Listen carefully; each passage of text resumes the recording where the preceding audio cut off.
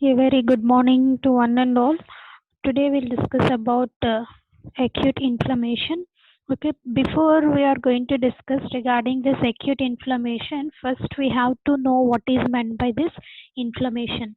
Clear? Generally, if you see this inflammation, which is a local response, this we will call it as a local response of a living tissue. What is this? Which is a local response of a living tissue to the injury, okay, due to any agent, okay, because of many causative agents. Is it clear? Because of that causative agent, if there is any injury to the tissue, then what happens? The immediate local response, we will call it as a inflammation. Okay, how you can define this inflammation? Which is a local response of a living tissue to the injury due to the any agent. Clear? And this is followed by the healing. Clear? Generally this is followed by the healing. Okay, this is the definition of the inflammation, which can be defined as it's a local response of the living tissue to the injury due to any agent, which is followed by the healing. Okay, that you will call it as an acute, that is generally inflammation. Clear? And if you see this inflammation, which is generally a body defense reaction, okay, this you will call it as a body defense reaction. See why you will call it as a body defense reaction? Because of this reaction, which will be eliminating the spread of infectious agent. Clear? Suppose if there is no inflammation, you think that if there is no inflammation process inside our body, then what happens if the infectious agents enters inside our body, which may be lead to several severe complications. But because of this inflammation, what happens? Okay, which will be creating, okay, this local response, so that what happens, we know if there is any pain in one particular area, we know that's mainly because of this inflammation. Clear? See, that's why you will call it as a defense reaction, see, mainly to eliminate the spread of the infectious agents. Okay, next we'll see what are the main causes for this inflammation. See, that is infectious agents. The main cause for the inflammation is the infectious agents. Okay, that is like bacteria or virus, and their toxins also.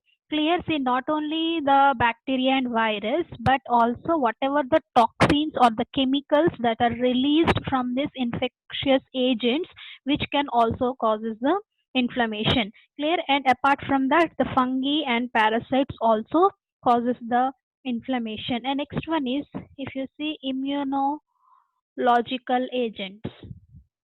Okay, the immunological agents also one of the cause for this inflammation.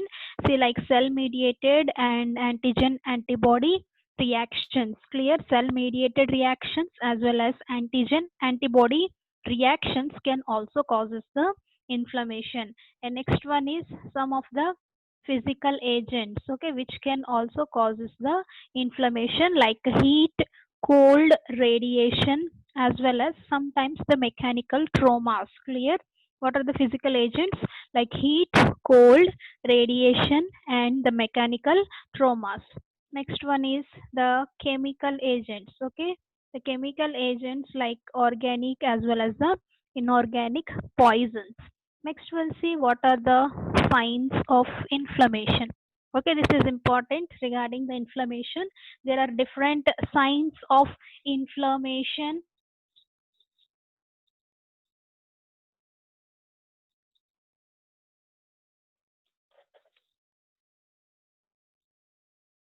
Okay, we'll see the different signs of inflammation. Okay, like rubor. Okay, rubor means redness. Okay, and next one is tumor. Okay, this tumor means swelling. Next, color, CALOR, color.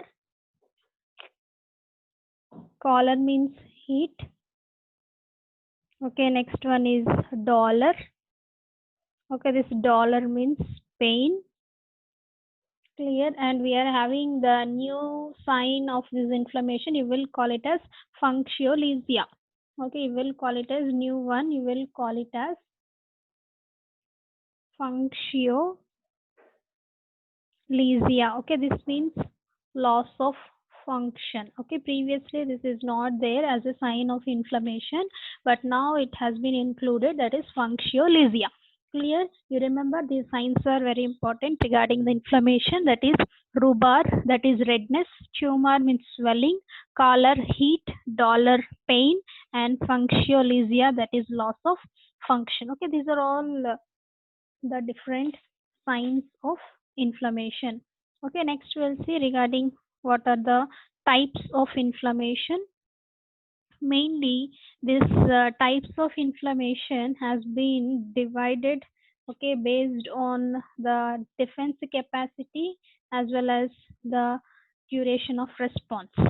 Clear? Next we'll see what are the types of inflammation. If you see these types, okay, which will be depends on the defense capacity of the host, mainly the defense capacity of host and also the duration of response. Based on the duration of response, this inflammation is divided into two types, that is acute inflammation and next one is chronic inflammation.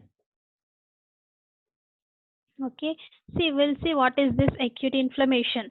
Okay, this acute inflammation, that is for short duration. Okay, acute indicates short. If the inflammation is for the short duration, that is less than 2 weeks, okay, that you will call it as acute inflammation. Clear? And if you see, which is an early body reaction. Clear? It is an early,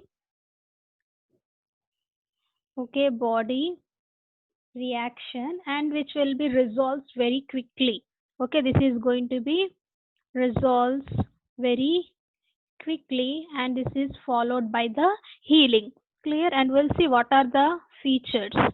Okay, what are the features of this acute inflammation? If you see, there is an accumulation of fluid and plasma, okay, in the affected areas. Okay, there will be accumulation of fluid and plasma in the affected site. And next one is intravascular activation of platelets. Intravascular activation of platelets you are going to be observed. And next one is polymorphonuclear neutrophils, okay, which will be acting like an inflammatory cells, which will be acting like an inflammatory cells. Clear? So these are some features regarding this acute inflammation. But sometimes what happens, I told you this acute inflammation is in early body which can be resolved quickly, which is followed by healing process. But sometimes what happens is acute inflammation will become severe. Suppose if it becomes severe, this you will call it as fulminant acute inflammation. This you will call it as fulminant acute inflammation. Okay, so this is regarding briefly about the acute inflammation. Okay, what is this acute inflammation? It is for short duration, that is less than 2 weeks. Okay, which will be a early body reaction which can be resolved quickly and which is followed by healing process. And if you see the features, there will be an accumulation of fluid as well as the plasma in the affected area. The next one is intravascular activation of platelets. The next one is polymorphonuclear neutrophils. Okay, this mainly this type of WBC cells acts as a inflammatory cells at the site of injury. Clear? See, generally which can resolve quickly, but sometimes what happens if it becomes severe, that condition you will call it as fulminant acute inflammation. Okay, next we'll see what is meant by the chronic inflammation. Okay, if you see this chronic inflammation, and this is for the longer duration. Okay, this is for longer duration, that is more than 2 weeks. Okay, mainly this chronic inflammation occurs after the causative agent. Okay, after the causative agent of acute inflammation is going to be persist for long time. Clear? See, generally, whatever the causative agent which will be causing the acute inflammation, if it stays in the body for the long time, which will be leading to this chronic inflammation. Okay, and if you see what are the features of this chronic inflammation, see, like presence of inflammatory cells. What type of inflammatory cells will be accumulated in the affected site?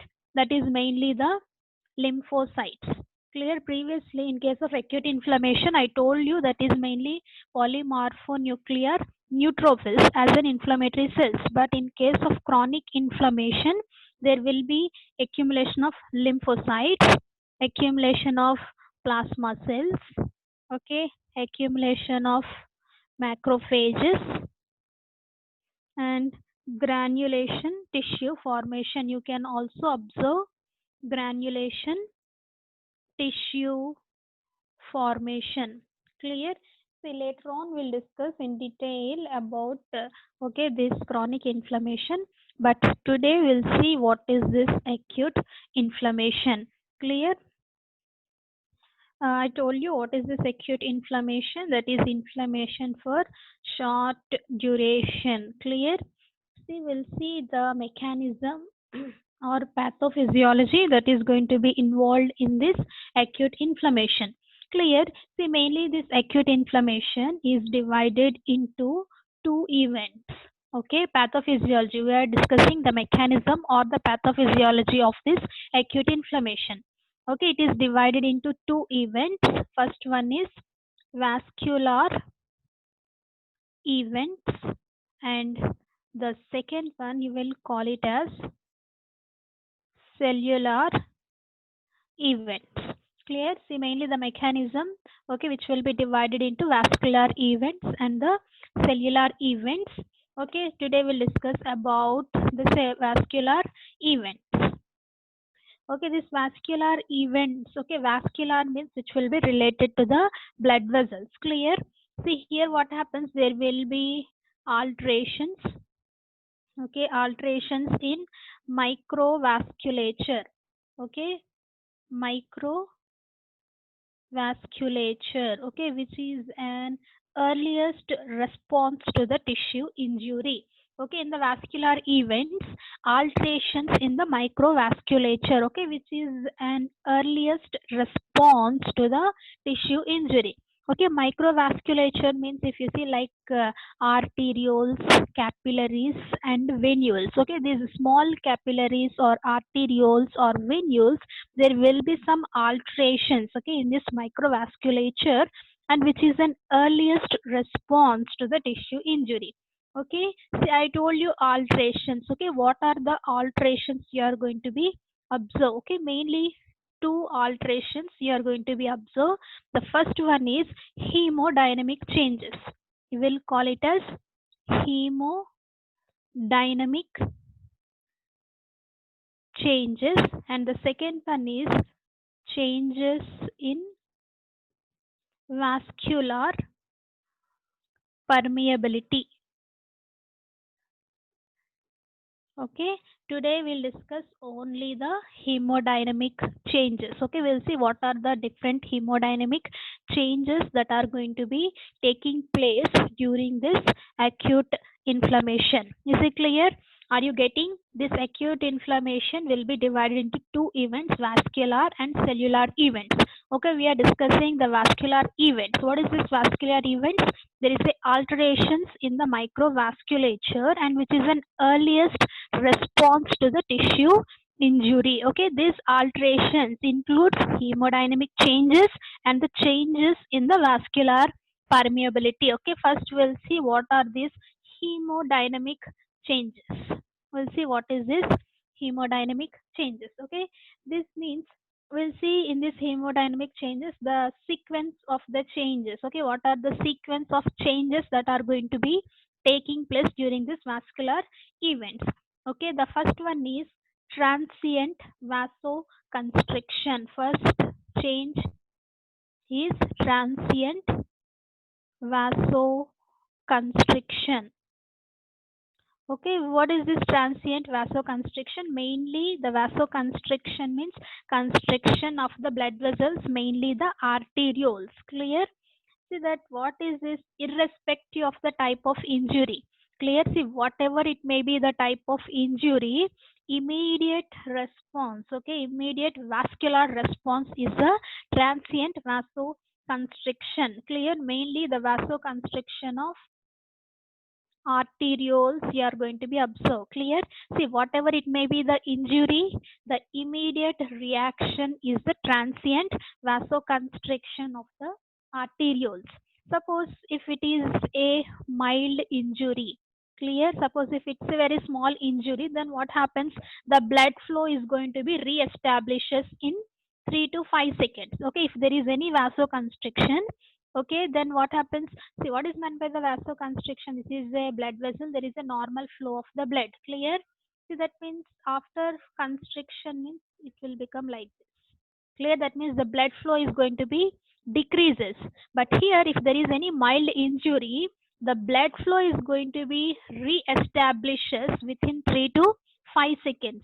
But if there is any severe injury, then what happens, this vasoconstriction will last for 5 minutes. Okay, this vasoconstriction is going to be continuous for 5 minutes. Okay, this is regarding the transient vasoconstriction. Clear? Mainly to the arterioles. Clear? See, that's why I told you the microvasculature, only the arterioles, venules or the capillaries.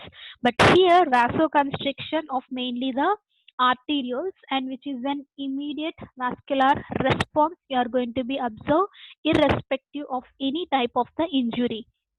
Clear? In case of mild injury, the blood flow is going to be re-establishes 3 to, okay, below 3 to 5 seconds. Okay, if there is a severe injury, this vasoconstriction will last for 5 minutes. Okay, this is the first hemodynamic change, that is transient vasoconstriction. Okay, and the second one is persistent progressive vasodilation. Okay, persistent progressive vasodilation. Okay, this is the second hemodynamic change you are going to be observed. Clear? See, mainly here also there is an involvement of arterioles, but to a lesser extent there will be involvement of venules and capillaries. Clear? See, but mostly there is an involvement of arterioles, but to a lesser extent there is an involvement of venules and capillaries. See, if you see, this change is obviously occurs within half an hour of injury. Within half an hour of injury. See, what is the immediate response? That is transient vasoconstriction.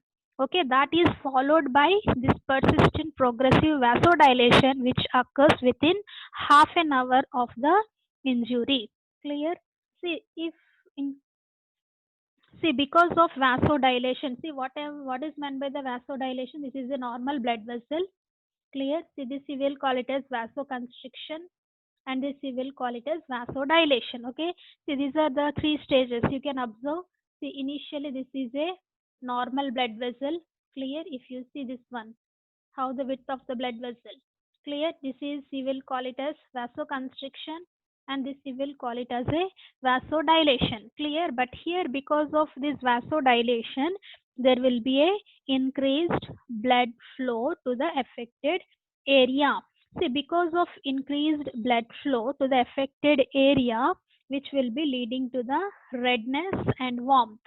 Okay, see, redness and warm at the site of the acute inflammation. Clear? See, I told you one of the signs of inflammation, that is the redness and the heat. Okay, that any inflammation occurs if there is a, okay, sign, you will call it as redness, and sometimes you may observe the heat at the site of inflammation. Okay, the reason behind that, because of increased blood flow to the affected area, which will be leading to these signs, you will call it as redness as well as warm at the site of infection.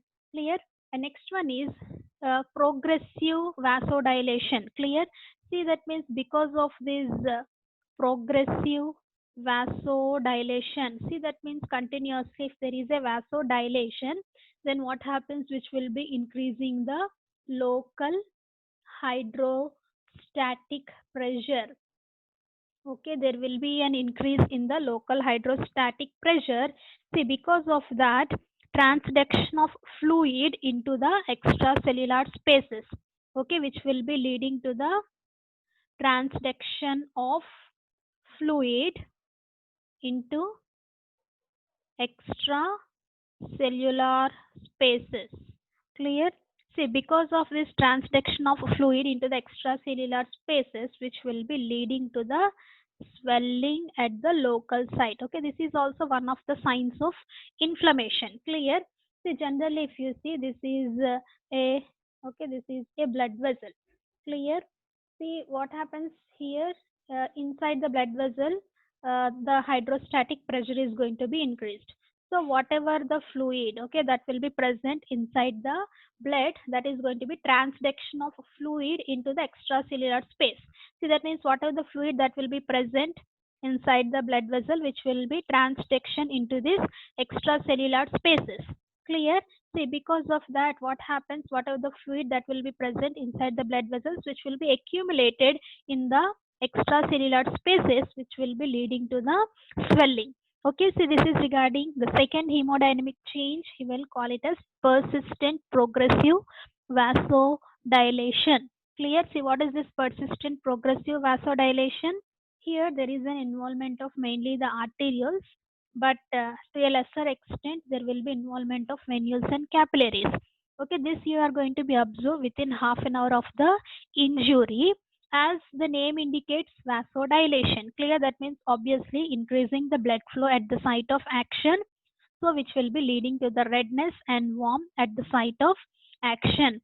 Clear? See, and because of this progressive vasodilation, what happens here, inside the blood vessel, the hydrostatic pressure is going to be increased.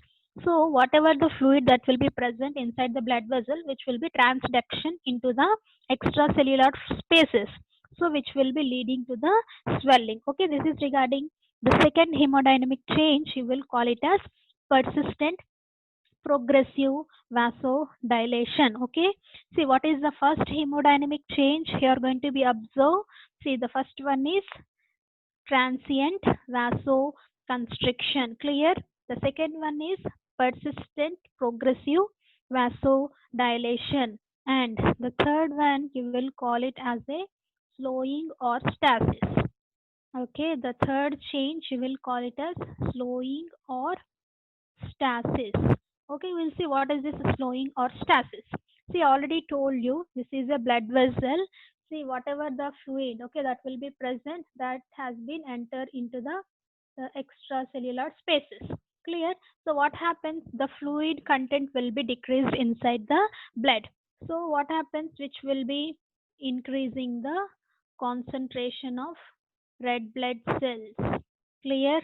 Automatically, if the fluid has been moved into the extracellular spaces, clear, whatever the RBC, okay, that will be present inside the blood, okay, it increases its concentration. Clear? So that what happens automatically, which will be increasing the blood viscosity. Okay, see, increasing the blood viscosity and increasing the concentration of RBC. Clear? You will call it as a slowing or the stasis. Clear? See, normally what happens, if there is an RBC and the fluid, there will be free movement of this RBC inside the blood. But because of lack of this fluid, then what happens? There will be increasing concentration of this RBC as well as increasing the blood viscosity. So automatically the movement of this RBC is going to be decreased inside the blood vessels, that you will call it as a slowing or stasis. Clear? So this is the third hemodynamic change. And next, the fourth one and the last one, you will call it as leukocyte margination. Okay, the fourth one you will call it as leukocyte, okay, margination. We'll see what is this leukocyte margination. Clear? See, that means peripheral orientation of leukocytes along the vascular endothelium. Okay, what is this? Peripheral orientation. Okay, peripheral orientation of leukocytes. Okay, mainly the neutrophils. Clear? Where?